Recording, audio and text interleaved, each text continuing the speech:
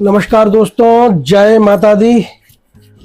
दोस्तों, एक बार मेरे गुरुदेव से मिलने के लिए एक भक्त आया, रोता हुआ आया एकदम से।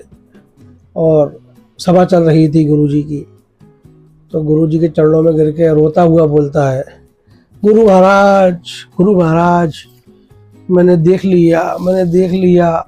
गुरु महाराज ने कहा, बेटा क्या देख लिया, बता तो सही।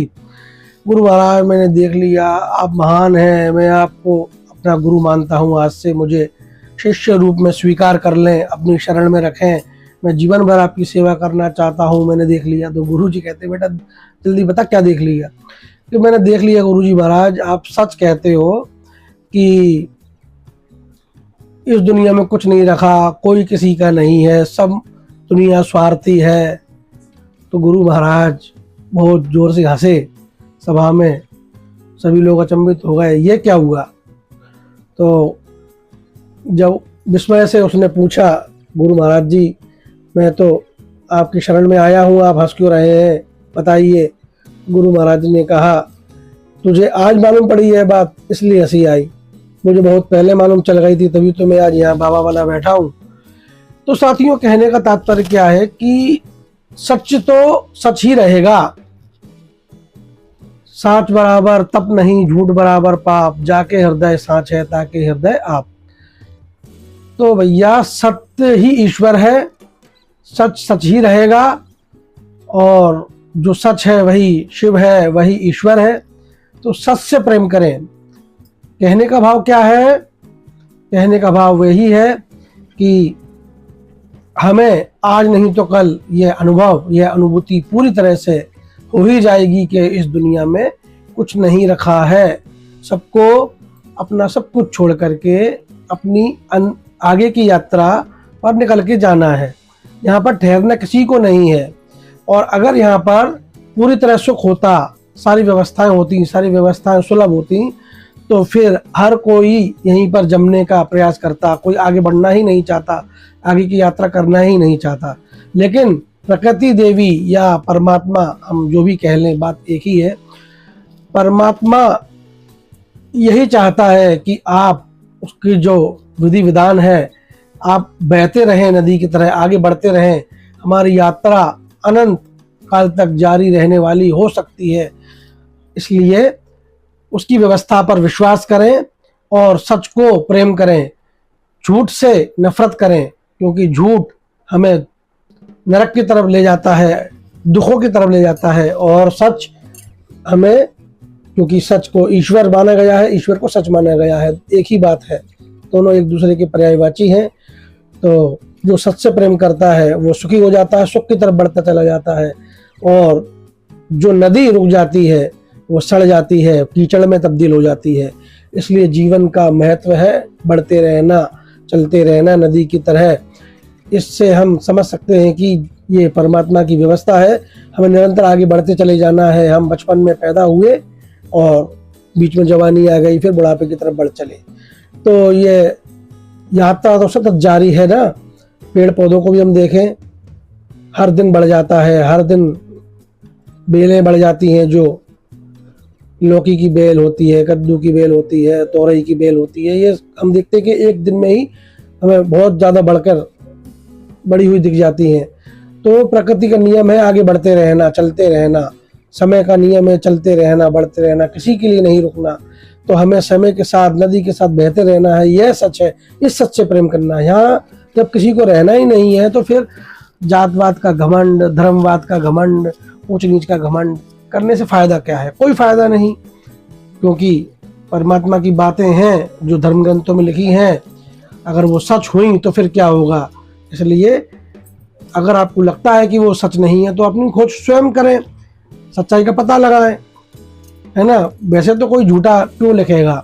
हाँ, राजनीति से प्रेरित होकर कुछ धर्म ग्रंथ लिख लिए गए हैं, इसका पता लगा है, क्योंकि कोई प्रमाण तो है नहीं कि परमात्मा ने स्वयं लिखी बातें हैं।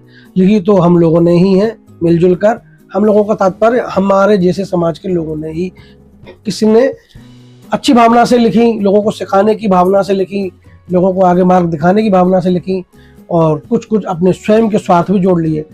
मैं ये नहीं कहता कि स्वार्थ बुरा है, क्योंकि स्वार्थ से ही तो दुनिया चल रही है। सबको अपना पेट तो भरना ही है, इतनी व्यवस्था तो सब करते ही है। और अगर ईमानदारी से सब कुछ मिलने लगे तो फिर कोई झूठ क्यों बोले।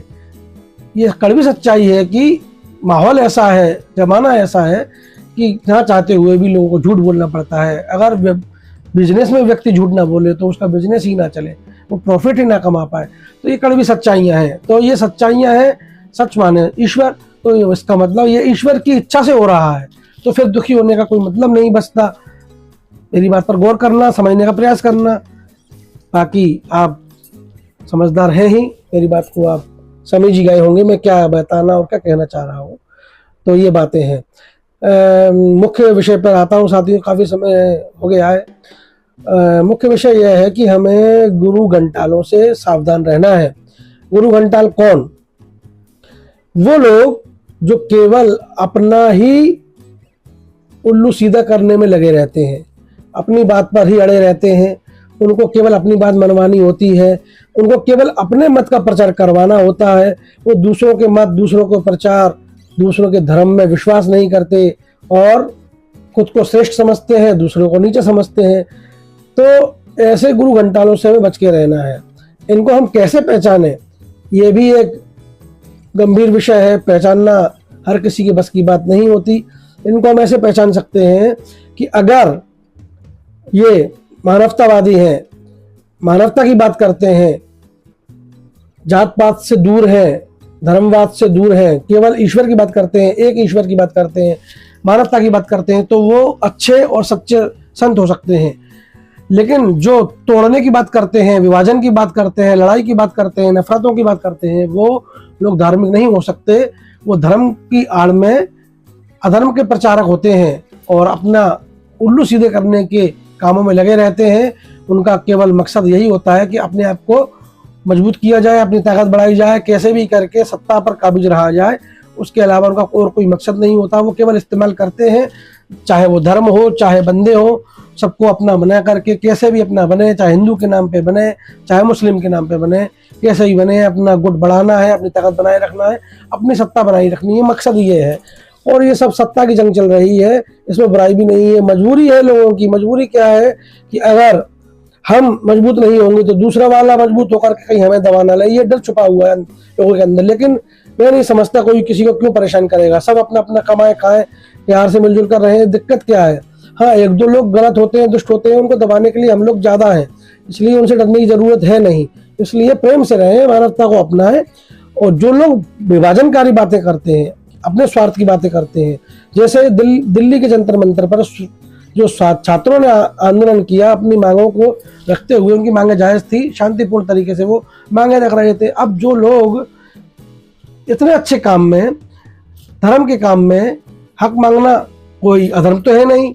मैं गीता से इस बात को सिद्ध कर देता हूँ। भगवान श्री कृष्ण ने अर्जुन को यही उपदेश दिया कि तू अपना हक इनसे ले ले, भले ही अपने हैं, तो वो भी तो अपना हक मांग रहे थे।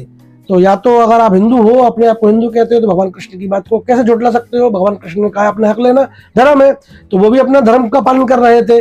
फिर जो लोग जो गुरु बने बैठे हैं, लोगों को ज्ञान बांट रहे हैं, लोगों को मंत्र दीक्षा देते फिर रहे हैं और सबको ब्रह्म का ज्ञान तक कराते फिर रहे हैं, वो लोग ये बताएं कि वो ऐसे कामों में साथ क्यों नहीं देते, सरकार को आईना क्यों नहीं दिखाते, सरकार से डरते क्यों है जब धर्म की बात करते हैं। गीता में आप भगवान कृष्ण के द्वारा ये कहलवाते हैं, ये भगवान श्री कृष्ण ने ये कहा है, हम लोगों के लिए कहा है कि जब जब धर्म की हानि होती है मैं आता हूँ, अपने हक के लिए लड़ो, है ना। तो फिर भगवान कृष्ण की बात आप क्यों नहीं मान रहे? फिर आप उन बच्चों को देशद्रोही क्यों कह रहे हो? क्यों, कैसे कह सकते हो, है ना। और वो सब हिंदू भाई ही हैं। तो जो गुरु लोग जो अपने आप को धर्म गुरु कहते हैं, अपने आप को मानवता का रक्षक बताते हैं, तो वो यहाँ पर मानवता क्यों नहीं दिखाते? यहाँ पर उनके पक्ष में खड़े क्यों नहीं दिखते? उनके पक्ष में दो शब्द अगर सोशल मीडिया यूज करते हैं तो ट्वीट क्यों नहीं करते? सोशल मीडिया पर, फेसबुक पर, इंस्टाग्राम पर, व्हाट्सएप पर अपना संदेश प्रसारित क्यों नहीं करते कि हम उनके साथ में हैं? उनका मनोबल क्यों नहीं बढ़ाते? आप क्या डरपोक है? तो धर्म ग्रंथ तो डरने की बात कभी कहते ही नहीं। भगवान कृष्ण तो कायर बनने की कभी कहते ही नहीं। वो तो कहते हैं कि अर्जुन गांडी उठा, वो तो लड़ने के लिए प्रेरित करते हैं। वो तो कहते हैं नपुंसक मत बन, ताकत आंडू पांडू मत बन, है ना। तो कहने का भाव क्या है, आप खुद समझदार है। माहौल कुछ ऐसा चल रहा है कि जोश तो आ ही जाता है। जो सच्चे देशभक्त होते हैं उनको क्रोध भी बहुत आता है जब अन्याय वो देखते हैं होता हुआ, वो सहन नहीं कर पाते। मेरे जैसे सच्चे देशभक्त तो कभी अन्याय को सहन नहीं कर पाते भैया। तो हम जो भी कर सकते हैं लोगों को जागरूक करने के लिए वो करें, और धर्म का साथ दें, सच्चाई का साथ दें, क्योंकि ईश्वर सत्य है। आप कहते हो ना ईश्वर सत्य है, तो फिर आप सच्चाई का साथ दो, फिर आप डरो मत, क्योंकि हार तो हमेशा झूठ की होती है और सच्चाई की जीत होती है। तो जब आप सच के साथ हो तो आपकी जीत होगी, आप डर क्यों रहे हो। दोनों बातें मत करो। अगर धर्म की बात करते हो तो फिर डरो मत, और ईमानदारी से सच्चाई का साथ दो। न्याय की बात करो, किसी के संग अन्याय मत होने दो, किसी के संग अत्याचार मत होने दो, ये मतलब है। तो गुरु घंटाल कौन, जो सच के साथ खड़े नहीं दिखे वो गुरु घंटाल, और जो सच के साथ खड़े दिखे वही अच्छे गुरु होते हैं, सदगुरु होते हैं, सही मार्ग दिखाने वाले होते हैं, और अपना आपका यह लोक और परलोक को भी सुधार देने का मार्ग प्रशस्त करने वाले ऐसे सदगुरुओं की तलाश की आवश्यकता है। कम है, बिरले हैं। आप खुद अपने बुद्धि विवेक से ऐसे गुरुओं को खोजें, उनके मार्गदर्शन में आगे बढ़ें। और अगर आपको कोई योग्य गुरु की तलाश है, आप मुझसे मशवरा ले सकते हैं, मैं आपको निःशुल्क मशवरा दे दूंगा। आ जाइए कमेंट बॉक्स में, आप अपने प्रश्न करिए, मैं आपको जवाब दूंगा। और मेरा तो यही तरीका है भैया, ज़्यादा मेरे पास टाइम होता नहीं है, जैसी वीडियो बनती है बना देता हूँ, और मकसद यही होता है कि आपको जो अपने जीवन के अनुभव हैं आप तक पहुँचा पाऊँ, आपको समझा पाऊँ। ये है। जय माता दी, जय श्री राम। ईश्वर एक है, ध्यान रखना। चाहे हम जय माता दी कहें, चाहे जय श्री राम कहें, चाहे राधे राधे कहें, चाहे ओम साई राम कहें, चाहे अल्लाहू अकबर ही क्यों ना कहें, मकसद एक ही है, ईश्वर को प्राप्त करना, परम सत्ता से जुड़े रहना, परमात्मा को प्राप्त करना। चाहे अल्लाह कह लें, चाहे कुछ भी कह दें, चाहे गॉड कह दें, बात तो एक ही है। बार बार समझाने की जरूरत नहीं है, लेकिन माहौल कुछ ऐसा है कि बार बार कहना पड़ता है, समझाना पड़ता है। जय माता दी।